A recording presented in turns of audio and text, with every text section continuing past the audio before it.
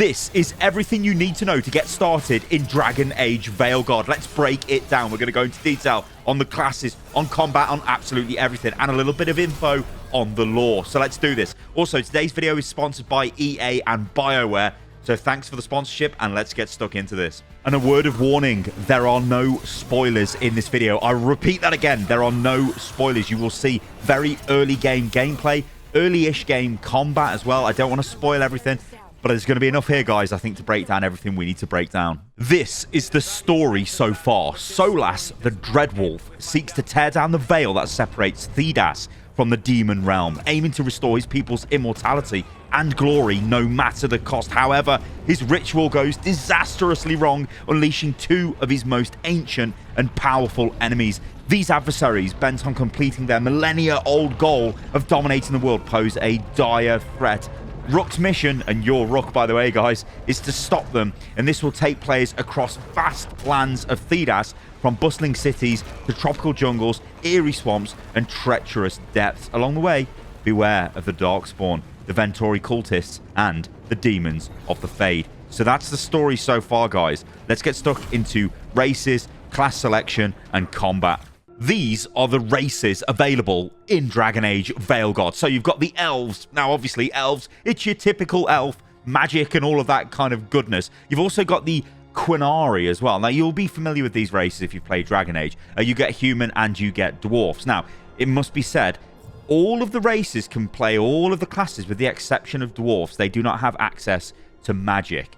So do be aware of that. But yeah, this is your race selection, and beyond some restrictions you can see with the dwarfs cannot use magic. Their combat skills are feared across Thedas, however. That's the only real thing to be aware of, and it will change the way certain NPCs and certain characters in the world will interact with you, because some stuff is based on race. So let's talk about the classes. Once you've made your character, in this case I've made a human, you can play warrior, rogue, and also mage. But what I'm going to do here is explain what the classes are, their playstyle, and what their kind of subclasses are. So let's take a look at rogue to begin with. So the playstyle with the rogue is, for the duelist spec, is kind of like you're combining melee weapons and necrotic damage for extended combo options with the dual blades, which is pretty good. The saboteur, this is tactical. You hunt foes using explosives and traps, AoE ordnance, think grenades and stuff like that. That's kind of what you're using. You can see from the footage there, like it's almost like weaponry that you're using with that one. It's quite interesting. And then you've got Veil Ranger, which is your sort of basically become a long-ranged character. So you can paint enemies to take additional damage. And then, yeah, it's kind of like the more ranged, I guess, debuff subclass of the rogue. And the rogue itself is just, as you would imagine, it is basically a melee class, essentially, unless you go down Veil Ranger or even Saboteur, then you become a little bit more of a ranged class.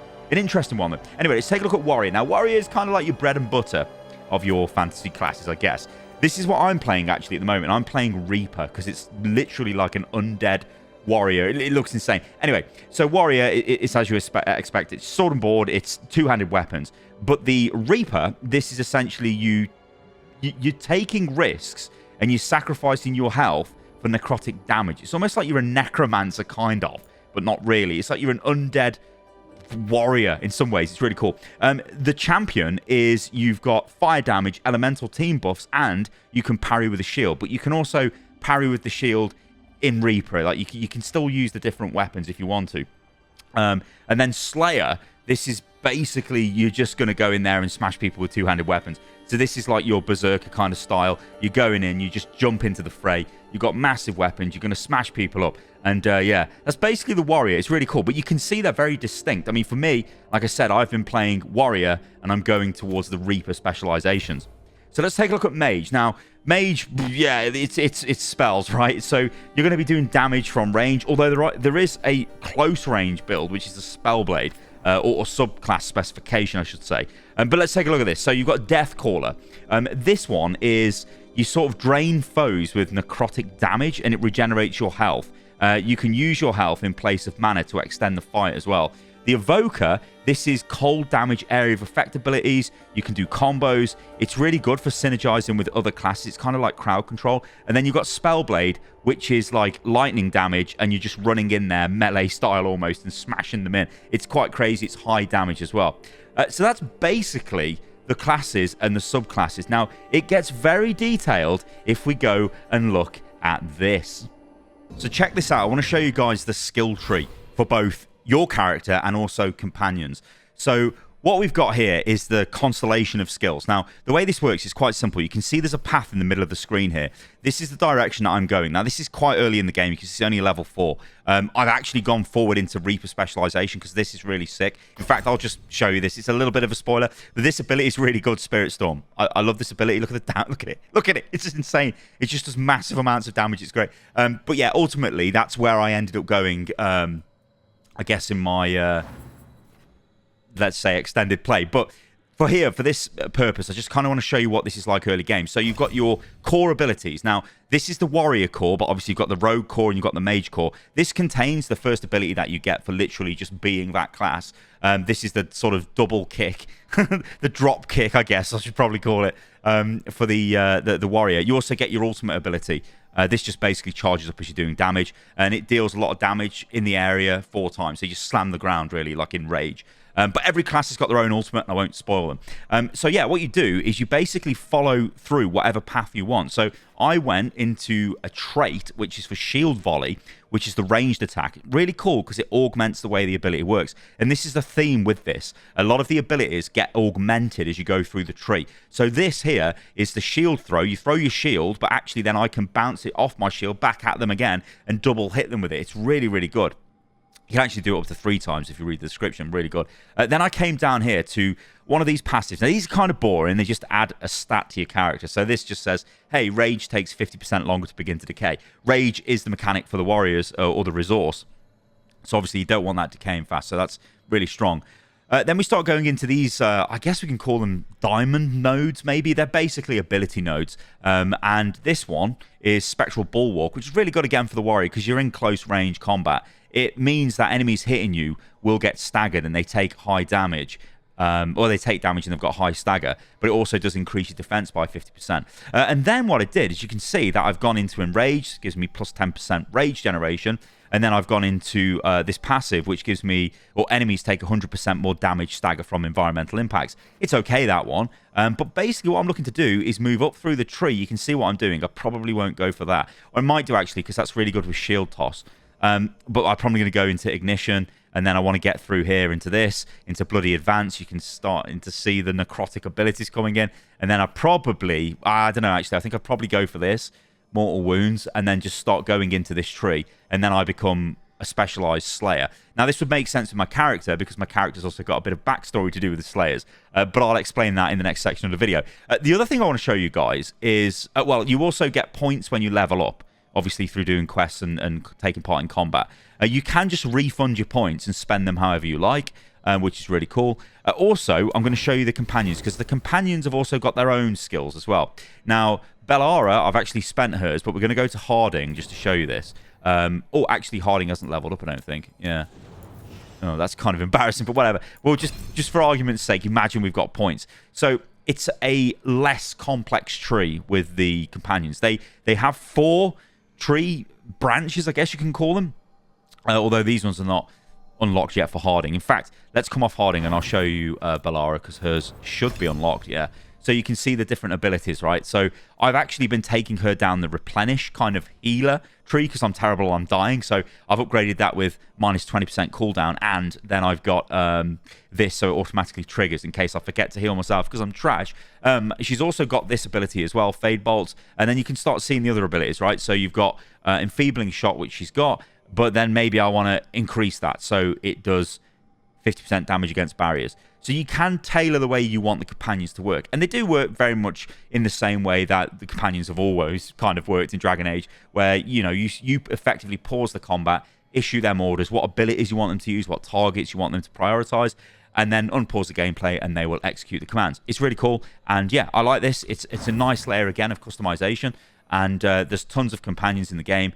I mean, I suppose I could show you Nevi, but yeah, there's loads, guys. I don't want to spoil the game too much. I just wanted to give you a good overview. Really cool stuff. Once you've selected your class, the next thing to do is select the faction you want to belong to. This will change your character's surname, but also the way other characters in the game will interact with you, and you can kind of synergize it with, I guess, the specialization you want to go in. So this is the first one you can select. It's Grey Wardens. You can see on the right-hand side, it has the bonuses for being part of that faction. So if we look at Veil Jumpers, what you get with this is close to the Veil, gain reputation with the Veil Jumpers more quickly, attuned strike, so you deal extra damage against Fade-touched enemies, and Keen Eye deals slightly increased critical and weak point damages. So you can see how this can synergize with the class that you select. Maybe if you want to be stronger against Fade-touched enemies, this would be the faction that you would go for. But if we move on and check out the Shadow Dragons, so for this one, Light in the Dark, you gain reputation faster with the Shadow Dragons, Never to Rise, so you deal increased damage versus the Venatori, and you're Resourceful, your class-specific resource regenerates slightly faster. Again, that can be pretty strong. This is the Lords of Fortune, so together in glory, gain reputation with the Lords of Fortune quickly. Healthy competition, deal increased damage versus mercenaries, and relentless, perform takedowns on enemies with slightly less effort. So you can see how this is kind of diversifying and changing your class in a quite an interesting way. This is the one I've been going for, the Morn Watch. So you're a recognized name, you gain reputation with the Morn Watchers quickly, return to the grave, deal increased damage versus undead and demons, and acute afflictions, you can apply additional affliction stack on targets. Simply because this kind of synergizes with the way I was taking my warrior, right? Also, it just looks badass as well. I'm like, yeah, it's necromancy. And then finally, you've got the Antivian Crows. You get under their wing, gain reputation with the crows faster. Open contract, deal increased damage versus Antam. And hidden pouch, you can hold an extra potion, which to be honest is probably what I should have gone for because I'm always dying. So this is quite cool, right? This is the playstyle. Actually, all this means is difficulty. So you've got Adventurer, which is kind of like, you know, the standard difficulty. You've got Keeper, which is a balanced combat experience, but is easier. Then you get Storyteller, where you kind of don't need to worry about the combat. And I think that's good to have, right? Because some people just want the story, and that's fine. You've got Underdog, where it starts to get a bit more difficult. Then you've got Nightmare, where it is ridiculously hard. And also, selecting Nightmare cannot be changed when you're playing the game. It's just at Nightmare difficulty. But what's really cool is you've got this called Unbound, and you can customize the difficulty. You can basically change almost every single preset you want to tune the difficulty to your playthrough. I think this is quite cool. I would say, obviously, if you want the easier experiences, going for the standard mode is probably where it's at. If you don't really want to care about combat and just go for the story, then go for the easier modes. It doesn't really matter. I think this is really cool, and yeah, you can augment the way you play the game. So let's talk about some quick combat tips. Now, actually, when you're in combat, you can dodge, you can roll, and you can jump. So, well, I guess when I say roll, it's the dodge. If you're the warrior, yeah, you can use shield and you can like block and stuff like that. Some of the other classes can do that as well. It's all about timing. You'll notice enemies will flash red when they're about to do a heavy attack. You either want to get out of the way of that, or sometimes you can potentially block it. But essentially, all 4 core moves that all 3 classes share are jump, dodge, light attack, and then heavy attack. You can chain these together as well. So if you keep performing light attacks, I think it's after 4 attacks you'll do a special attack. Same applies to the other attacks. Also, you can dodge at any time. Now, this is a big tip because it means you can dodge mid-swing. So as you're swinging your weapon and you think, uh-oh, I need to get out of there, you're not locked into that animation, so you can swing away. And it basically makes the combat more fluid. Another tip is using the ability wheel. Like, this pauses the game. So if you're really overwhelmed, there's a ton of enemies, and as the game gets harder and you progress through it, there is a lot of enemies and a lot of things going on. There might be environmental things you might actually want to attack and destroy, or maybe there's an enemy that needs to be prioritized, or an enemy's maybe about to start a special attack, so you want to interrupt them. You can use the ability wheel, and this will just slow the game down. Obviously, it effectively pauses it. But from that as well, you can start issuing commands to your companions. Maybe you need a heal. This is basically what I'm doing most of the time, is opening it and healing myself, because I'm like, I'm about to die. What the hell? But yeah, do be aware of that, because it's a really powerful thing to kind of, I don't want to say abuse, but it's a powerful thing to use in combat, especially on harder difficulties. In fact, on the harder difficulties, you're going to need to use it very often. On the ability wheel as well, when you bring this up, you will see potential combos that you can combo together with your allies, and then they can have like massive, super strong effects, and they can actually change the way fights unfold as well.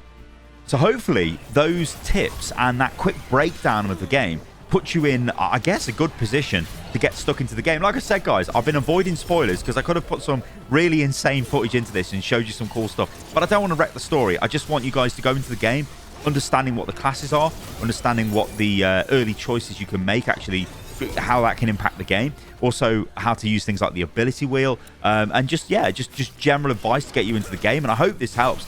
Let me know, guys, in the comments below if it did. And yeah, if you're playing Dragon Age Veilguard, yeah, let me know what you think of the game. And yeah, as ever, thank you to BioWare and EA for sponsoring today's video. I hope you guys enjoyed it. And yeah, I'll catch you guys on the next one. See you soon.